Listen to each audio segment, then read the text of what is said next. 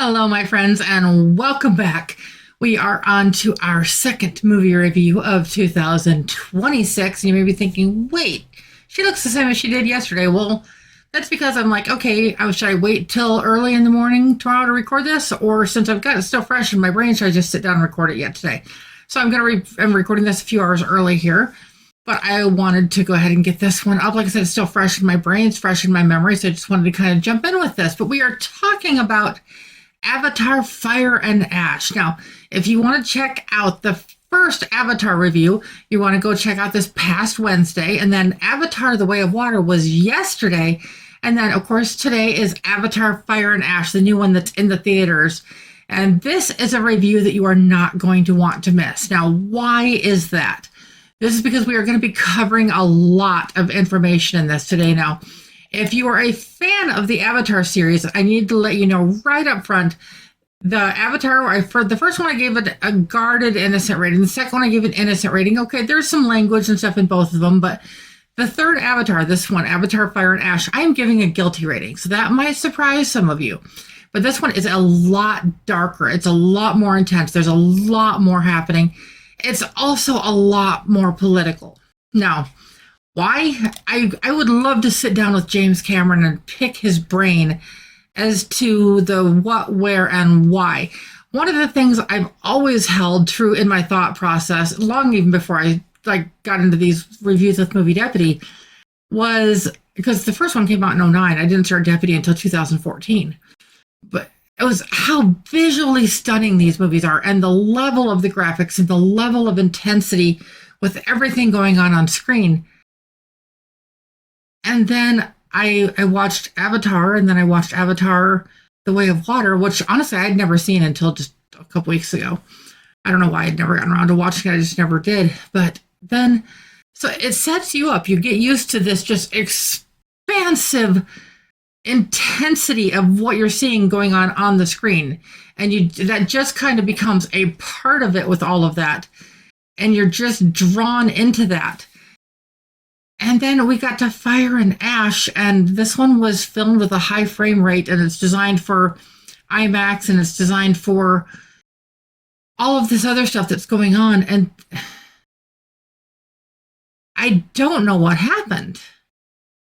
Not on my end, but in the movie, because you've got scenes where it is just stunning, and then you've got other scenes where you're almost borderline motion sick because it's so out of focus or blurry, and it's like they went back to pre-2009 Avatar graphics for part of this.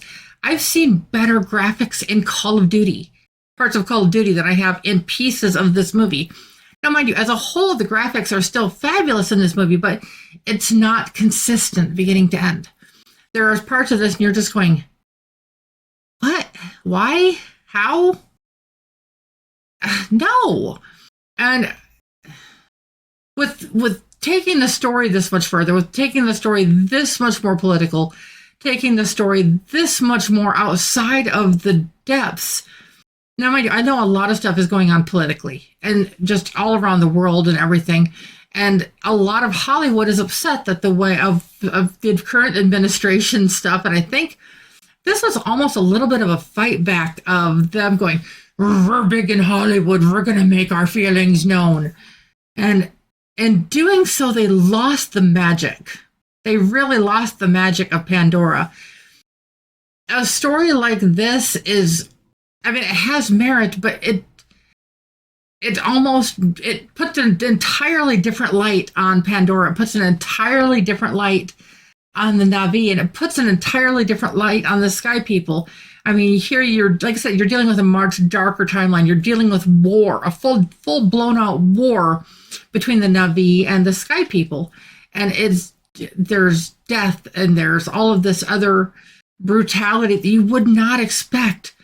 And there's all of this politics stuff. Now, before we get into the trailer, which I know that's one of the first things I usually jump in doing here, but I'm going to share with you, as I was watching the movie, and I saw this in the theater like everybody else, and I saw one of the high frame rate things. I did not do the 3D because with having existing glasses on, if you wear glasses, you understand. Even with the new special glasses that fit over your glasses, it still just kind of messes with your vision a little bit. And considering I take notes on my phone as I'm watching the movie, now I want to share this. This right here, all of this is the notes that I took during this movie.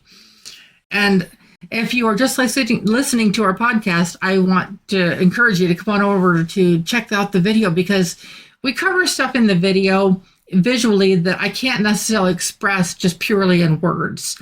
And I want to share with you, before I even get into the trailer, and I've shared with you that I'm giving this a guilty rating, but I'm going to share with you the things that popped out to me is very poignant. The things that I made that were so obvious, I had to make a note of them. Now, like I said, I take the notes during the movie. I turn my phone to the lowest brightness level so it doesn't affect anybody. And it's a black screen and light gray lettering. So I do my best not to ever be disruptive, and I sit in a certain place so I don't be disruptive to people that way too. But these are notes that I took during the movie. That the movie is anti-military, anti-gun. There's racist innuendos. It deals with there's a scene that has to deal with suicide. The whole thing of hating anything different than like what you're used to. There's very strong feminist symbolism in one scene in the movie that just kind of like, oh wow, that did not need to be in there. There's a psychedelic drug scene. It's like almost like an anti-god, anti-deity feeling. There's stuff that's borderline satanic. There's other things that's a borderline biblical reference, like the story of Abraham. There was a reference to something there. And then it has to deal with the very idea of whaling, only not in the traditional sense. And so those are notes that I took, just references that I did not want to forget to mention. And in the other ones I've like mentioned, that was like a little bit Jurassic Park, a little bit of Titanic, a little bit of this, a little bit of that. This doesn't really feel so much like another movie. There's bits and pieces that feel almost like other movies. There's definitely some Titanic references in this one too. But the politics in this one are just so in your face forward. And the story is so much more intense. It's like, did they go too far? It's like, I understand the natural progression of this story with the Navi and the Sky People, but where this goes is almost too much. And like I said, I don't know where they went wrong with some of the graphics, because it just, instead of being in awe, just awestruck, it's almost, I mean, if I wasn't a critic and taking notes and so much, I would have been almost messing with my phone for parts of this movie. And glancing around the theater, I was in a screen that had probably close to 100 seats, and maybe I'd say close to 20% of the other moviegoers were, at one time or another during the movie, they were messing around with their phones. So that says a lot right there. So let's jump over and I want to share the trailer with you, and then we're going to talk about the movie some more. So hang tight with me here. Hopefully I got this loaded correctly here. Yep, here we go.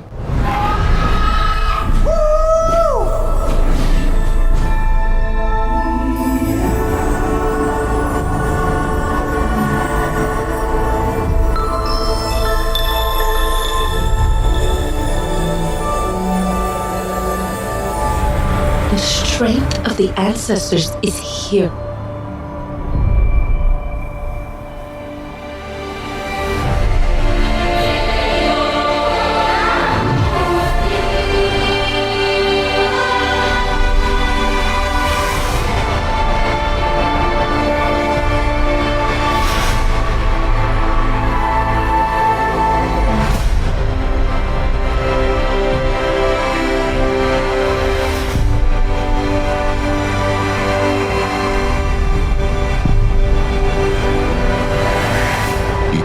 Live like this, baby.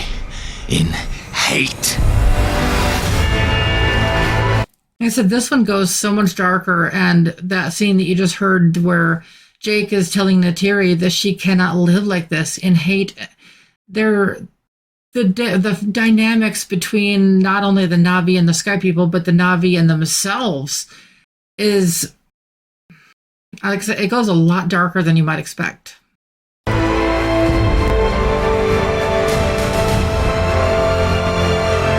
If there's something you can do, then you must do it.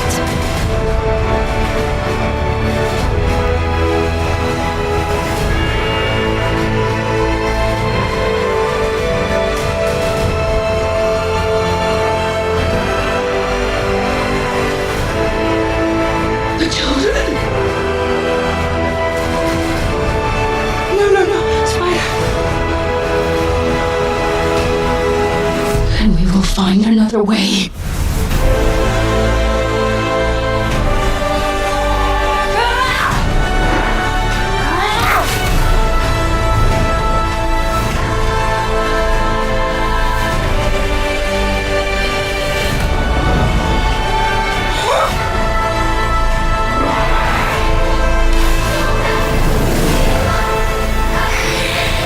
Your goddess has no dominion here.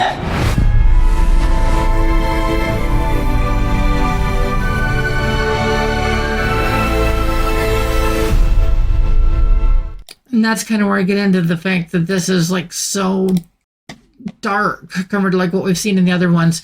I mean, go back to the first Avatar and where Jake kills the creature and Neytiri is just so scarred because everything is so sacred, to the evolution from that to this where there is this hatred and this raw brutality that, okay, if the other movies had been where there was like a build up to this where it kind of just went in stages, but it seemed like just a little bit, and then it went from like this to this. It just blew up, and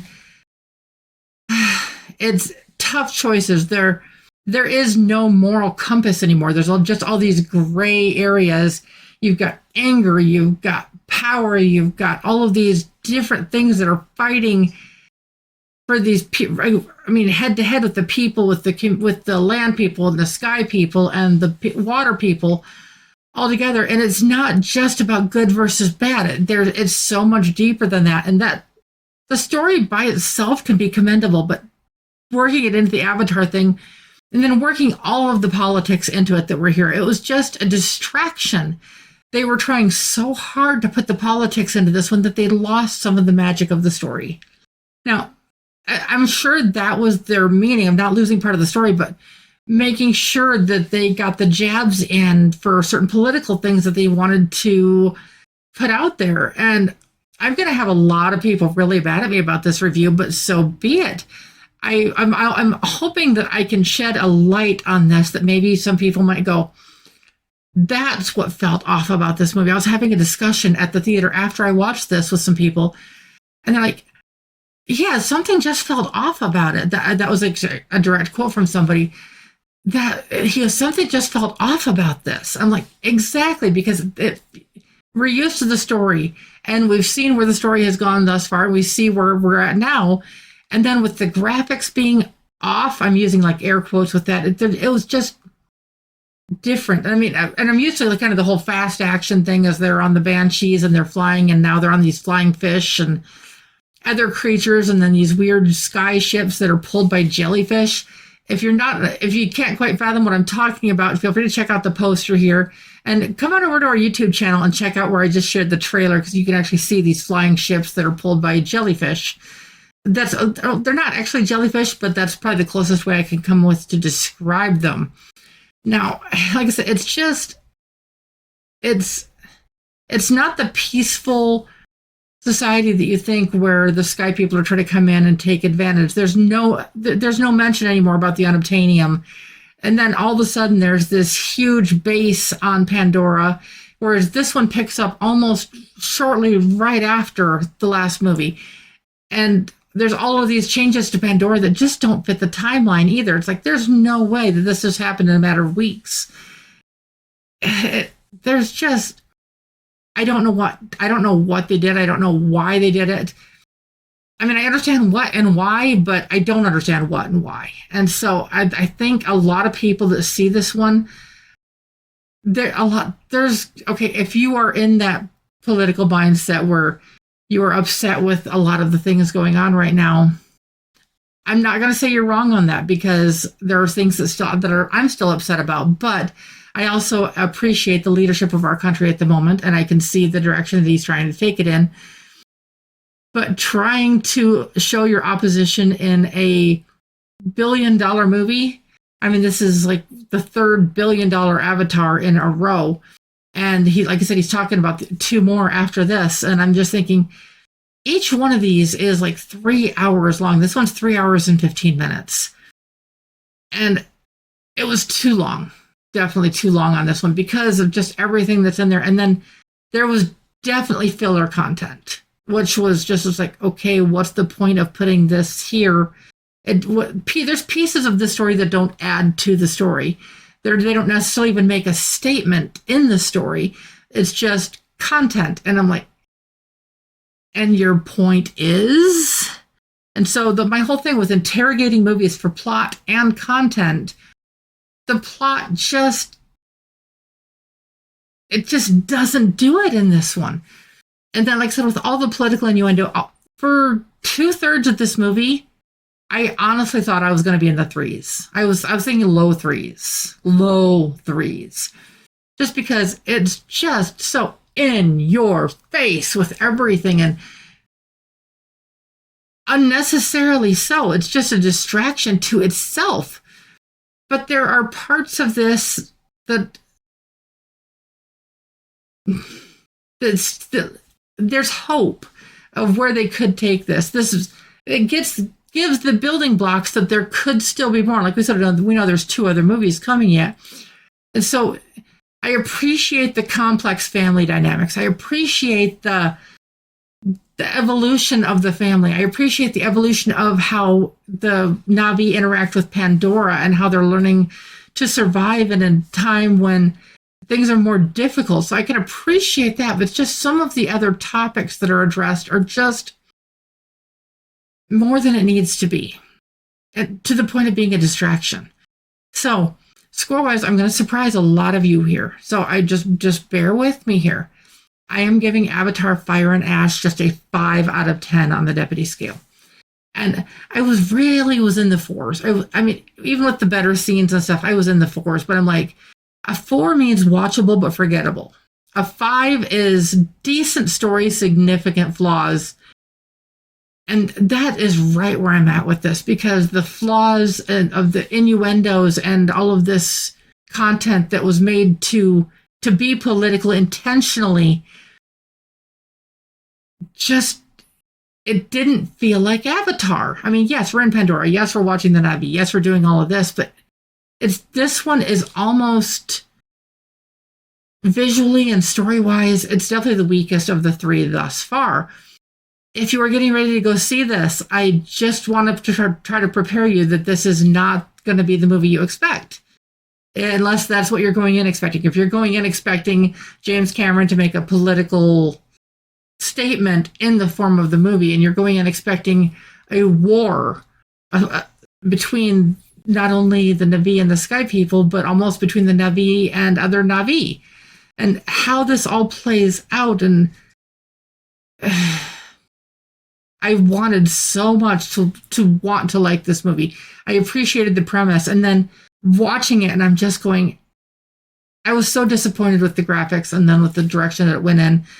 A 5 is the best I could do. So again, I hope this helps. If you have not seen this yet, I hope at least you go in with guarded expectations. If you have seen this already, I would love to know your feedback on what my opinion of this movie is. So I look forward to hearing back from you. As always, I hope you subscribe and turn on that little notification button, whether you are on Spotify or Amazon Music or Apple Music, which I still catch myself saying iTunes, or like any other platform, iHeartRadio, wherever you are listening to these podcasts at. You want to be sure and subscribe and turn on those notifications, because you don't want to miss a minute of these reviews. I don't promise that they're going to be easy. I don't sugarcoat it. I interrogate the movies for their plot and their content from a conservative point of view. So if that is beneficial to you, I am happy. If I upset you, that's part of life. I deal with stuff that upsets me all the time too, but it's life. It's not supposed to make us feel good. We're supposed to take our experiences and learn from them. But I hope that this will help along the way. And I will be back on Monday with another movie for you. Which one will it be? You'll have to wait and see. Bye.